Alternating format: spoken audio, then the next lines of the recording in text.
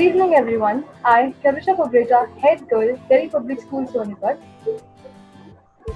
And I, Ayush Garg, Head Boy, Delhi Public School, Sonipat, would like to welcome all the participants to the webinar Learning to Accept the World with Coronavirus being conducted by Delhi Public School, Sonipat.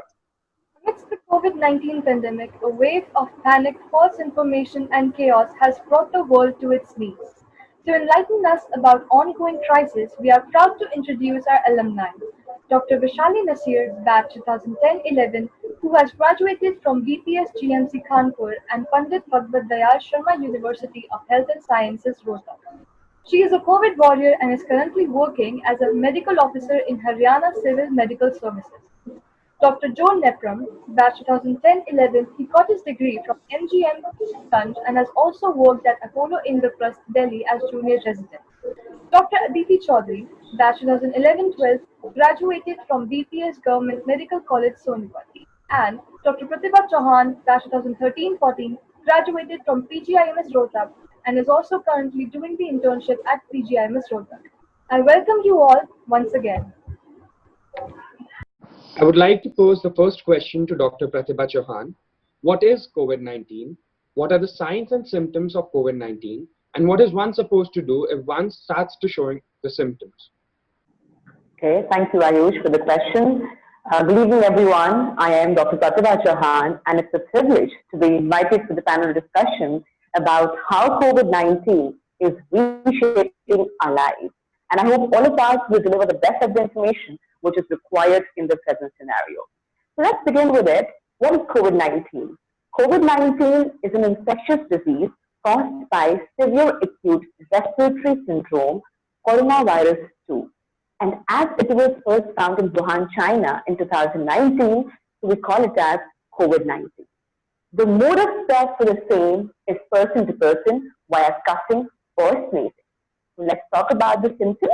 About the symptoms, we'll have the most common symptoms, the less common symptoms, and the severe symptoms. The most common symptoms are fever, dry cough, fatigue, and shortness of breath. The less common symptoms, but not ignorable, are chills, rigors, sore throat, diarrhea, running nose. And recently, we found out that certain symptoms related to the brain, like headache, confusion, loss of taste, loss of smell, excessive drowsiness, they have been found out in more than half of the patients positive for COVID-19. So kindly take a look on them as well.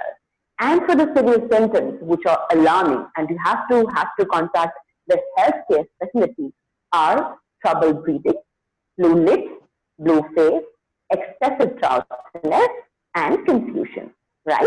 Apart from that, I would also like to throw some light on high-risk patients, high-risk people who are at high risk. Children less than 10 years, adults more than 50 years, people with cardiovascular disease like hypertension, people with diabetes, people who are obese, people with chronic lung disease, chronic liver disease, chronic kidney disease.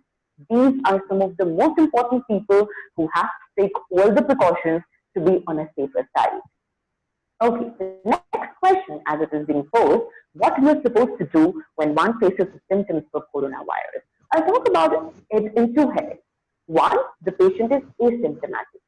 The person do not have any symptoms, but is a traveler in last 14 days or has been in contact with a positive case. So you have to follow some basic steps, which are first, do not worry at all. You're not supposed to panic, right? Second, you have to home quarantine yourself for 14 days. For 14 days. Third, you have to monitor yourself for temperature, morning and evening, twice daily. Fourth, you have to take all the important precautions for the droplets, as that's the mode of spread for the virus, right? And eat good food and maintain your immunity, because that's the only thing helping us to combat the virus, as it has no cure. When we talk about the symptomatic patient, in the symptomatic patient, you will approach the healthcare facility. A sample of yours is taken, and earlier we were quarantining the patient in the healthcare facility itself, but now the cases have increased so much, they have exceeded the capacity of the beds we have. So it's not possible for us to do the same now. So now we ask the patient to quarantine himself or herself in the home itself for 14 days, right? Now, we are supposed to wait for the test results. If the test results are positive, the patient is going to negative, the patient is going to quarantine himself or herself in the home only. If it is positive, there is another set of protocol which we are supposed to follow, which is, now we'll have three categories of people in the house. One is the patient. Second is the caregiver who is taking care of the patient. And third, the other members of the household. First, about the patient. For the patient, kindly stay at home. Do not go out. Stay at home.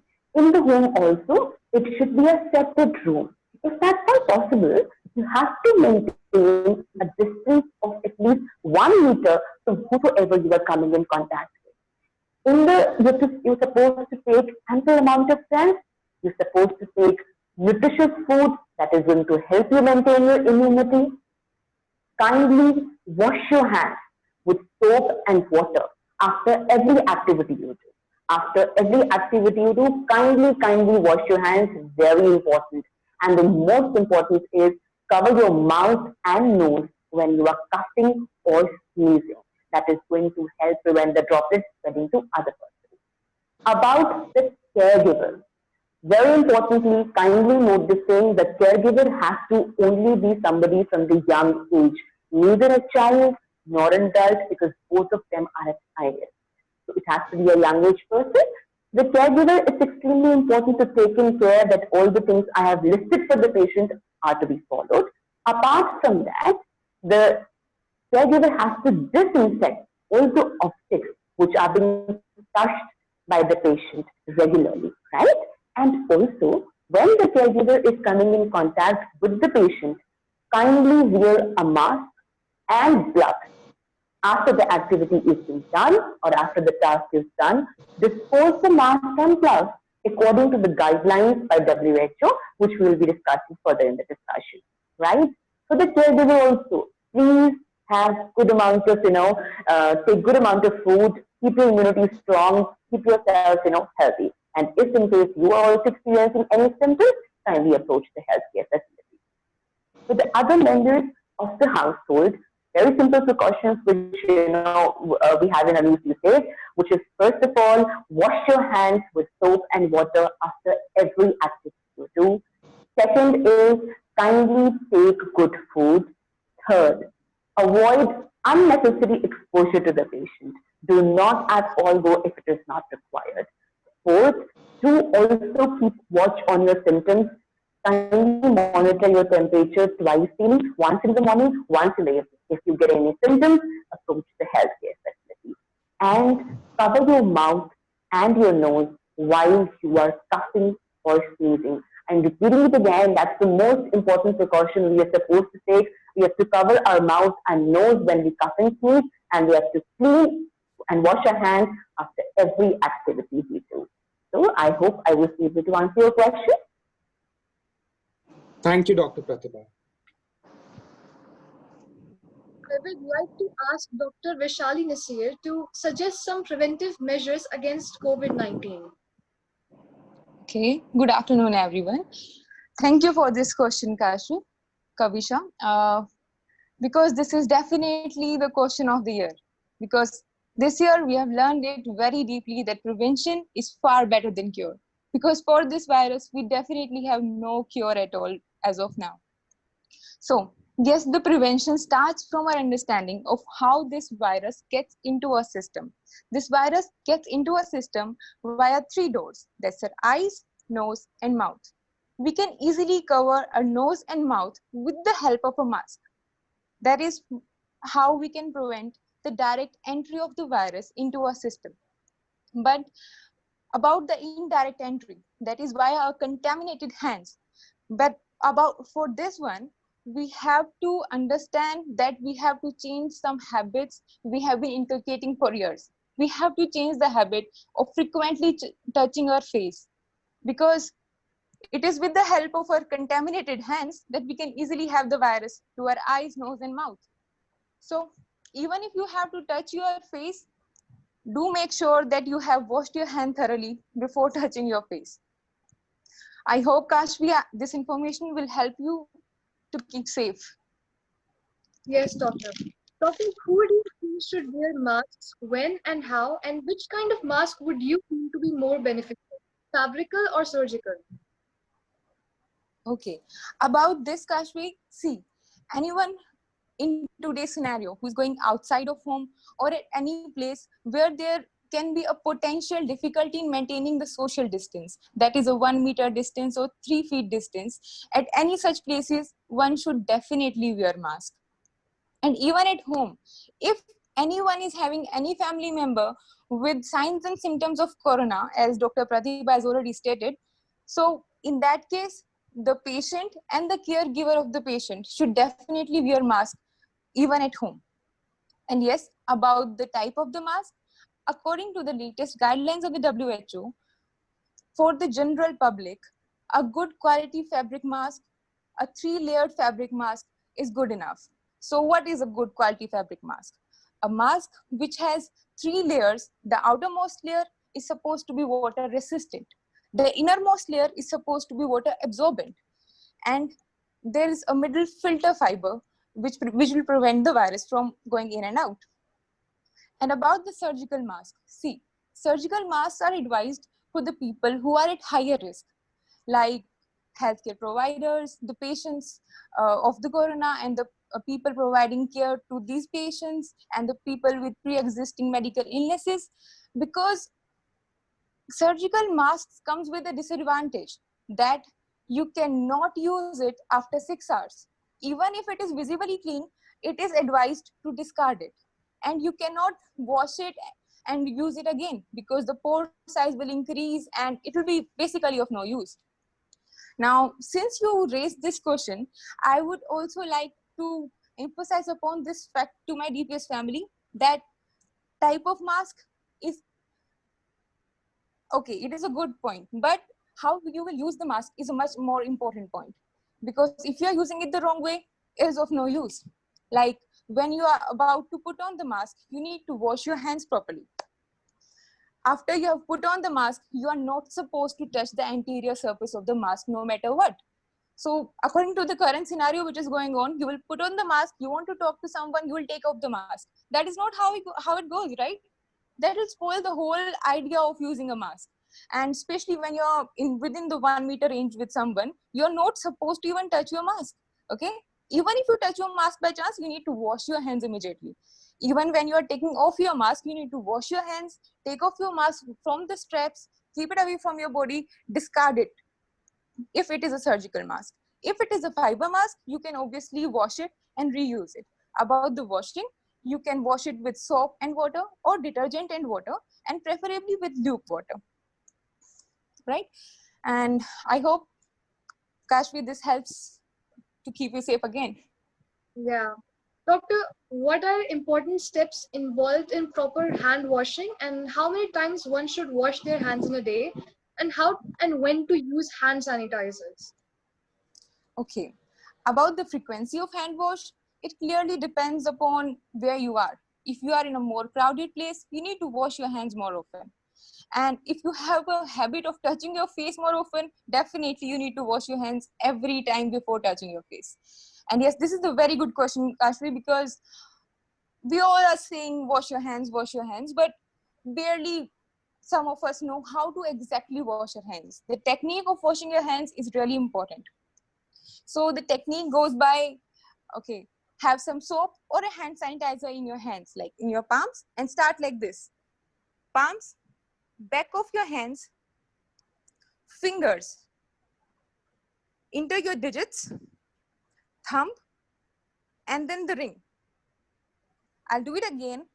Palm, back of your hands, fingers, interdigits, thumb, and the tip of your fingers. That's how you're supposed to do it, be it with the soap or alcohol-based sanitizer. Because doing it the right way is really important in this time of pandemic. And about the alcohol-based sanitizer, see, if the soap and water is not available, that is when you should use it. Because definitely the sanitizer contains more than 60% of ethanol, glyceraldehyde, and chemicals like chlorhexidine, which can be a potential irritant. And we should also keep this in mind that sanitizer is potentially inflammable substance and it is also a potential poison. So you should keep it out of reach of the children. And if you are giving it to the children, you should make sure that they know the do's and don'ts of using the alcohol-based sanitizer. And also you should teach them the proper technique and you should also monitor them for the same. Okay, with that, I think I have satisfied your curiosity, Kashvi. Thanks a lot, Dr. Nasir. Thank you. I would like to pose the next question to Dr. Aditi Chaudhary. How can we, adult and children alike, take care of our mental health and cope up with all the negative news around us in this time of pandemic?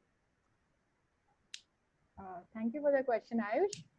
So, as we have already discussed how COVID-19 can affect the physical health of people, apart from this, mental health is a very, very crucial aspect that needs to be addressed during this pandemic. We need to educate people about how to overcome the mental health issues that they may endure during this period. The various health issues or emotions can be like fear, anxiety, or it can even lead to depression. So we need to cope up with this situation to make ourselves and our children positive and cheerful at the same time. First of all, I would like you to suggest to limit your anxiety by lessening the time you and your family spend watching and listening to the media coverage. And even if you watch, get the facts. Gather information only and only from the reliable and trustworthy sites like WHO, UNICEF, or Ministry of Health and Family Welfare, etc. They gather the information that may help you to protect yourself and you can take the adequate precautions required. So, right. And see, it's an obvious fact that the more you watch, the more you talk, the more it's gonna stuck to your mind. So do not keep discussing all day about how has he got infected, how many people have got infected. Instead, focus on the positive aspect of it, that how many people have got well and recovered. Look out for the stories of those who are working great, who are doing a great job in overcoming this situation, who are doing a great job in stopping this outbreak and helping the needy people. Focus on the positive aspect. Next is, I would like to say, you can do a bit about your routine also. Maintain a healthy lifestyle, maintain a flexible but a constant daily routine. Do bring meditation to your daily routine. Breathing exercises are one way to relax, and do indoor exercises that will help you keep fit and feeling fit. Uh, See, we all know that this lockdown has given us an abundance of free time. So utilize it to the maximum as you can. Rediscover your hobbies and even cultivate new hobbies in your children also, like singing, dancing, painting, etc. Read out books to them and encourage them to read with you. That would be a way to learn and fun at the same time. And yes, I would suggest you a new storybook. It has been produced by a collaboration of various organizations, including WHO. Its name is My Hero Is You. You know, it's a very interesting thing. They are aiming to help people understand and to come with the terms of COVID-19 in a very interesting way with the help of a fantasy character, Aereo. And in it, various more than thousands of students, children, teachers, and caregivers have shared their experiences, how they are coping up with the effects of with the impacts of COVID-19. So I would like to suggest you to read it along with your children. You can find it online. The name is My Hero Is You. Next common issue we are facing quite commonly is feeling lonely and sad. So, so spend your time with your friends and your family.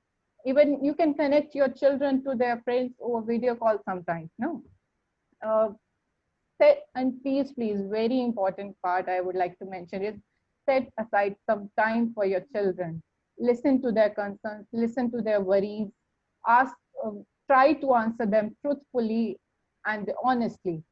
And just first get to know how much previous knowledge they are having and then answer them in a calm way. See, they are children, they are gonna imbibe the same kind of vibes they are having around them. So answer them in a calm way and truthfully, as a matter of fact, rather than making them anxious and be yourself getting anxious. And next, you can at the end of the day make just tell them one positive point at the end of the day, praise them for their good work, praise them for well behaving. You can even make hand washing and other activities and hygiene fun, like you can make a game to reward them points for the hand washing activities, and you can even reward them for the least number of times they are touching their face. You can make several type of self innovative games to make them learn and fun at the same time. Lastly, I would say just protect yourself and spend some time with your friends and be supportive and kind to others.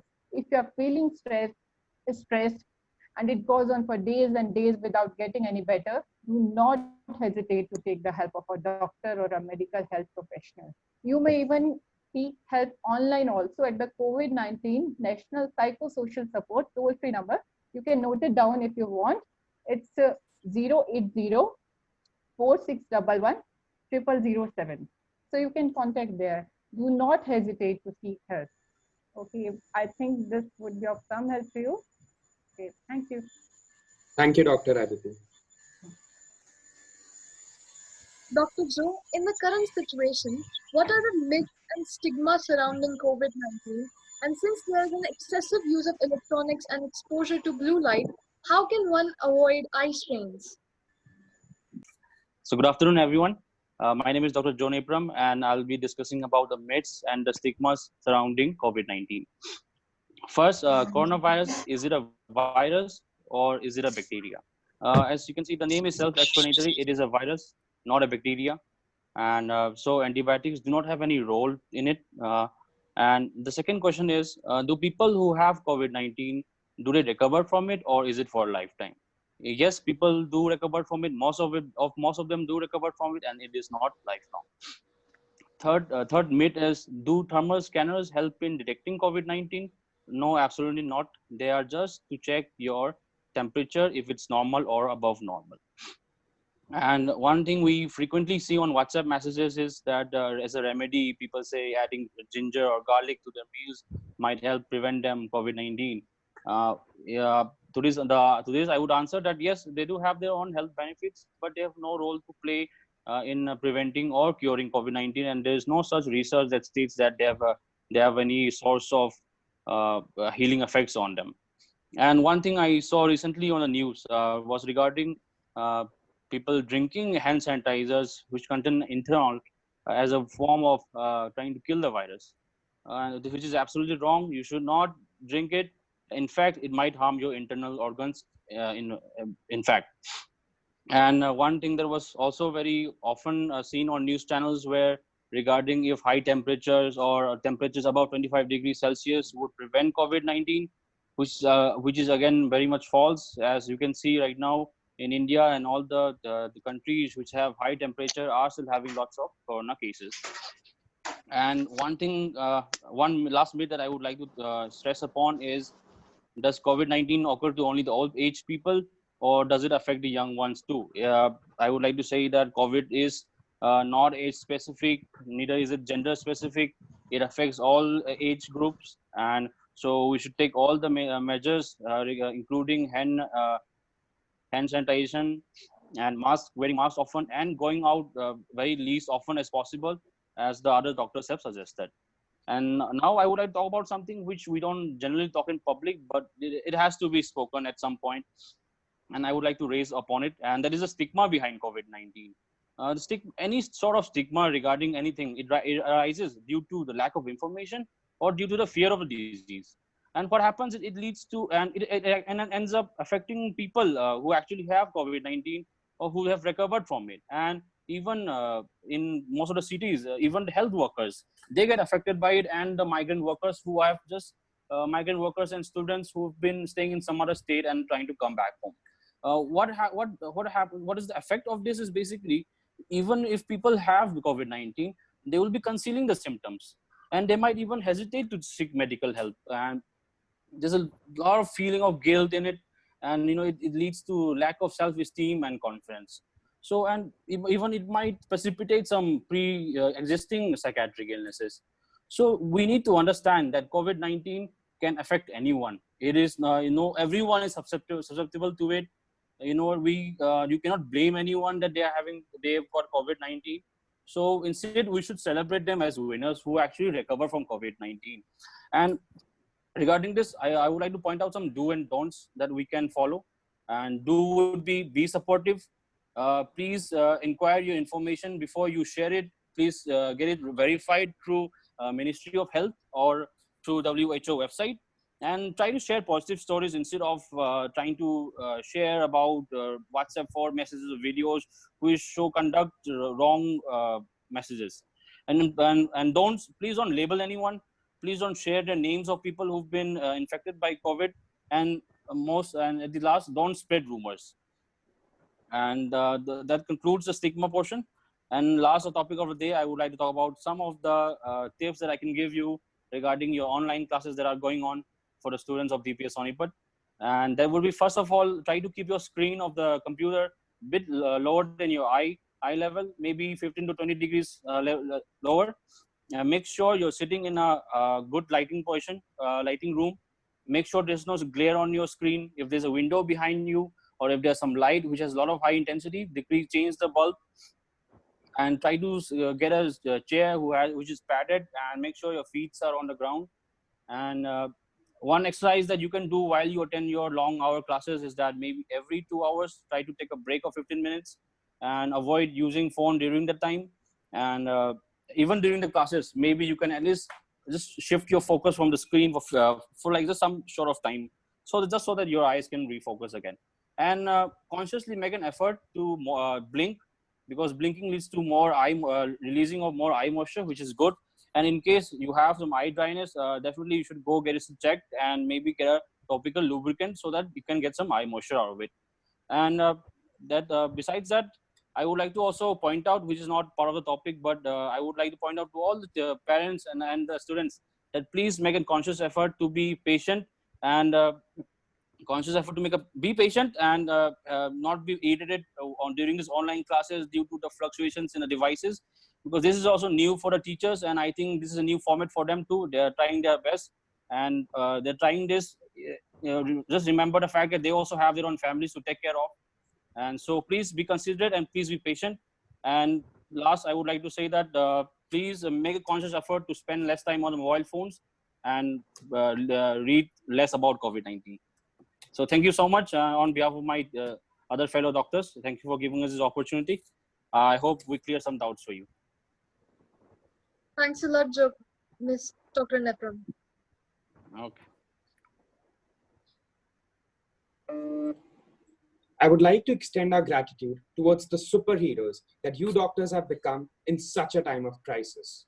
I thank Dr. Vaishali Nasir, Dr. Joe Nepram, Dr. Aditi Chaudhary, and Dr. Pratibha Chauhan for serving in this battle against a never-before-seen enemy, and for taking time out of their lives for participating in what has been a truly informative session.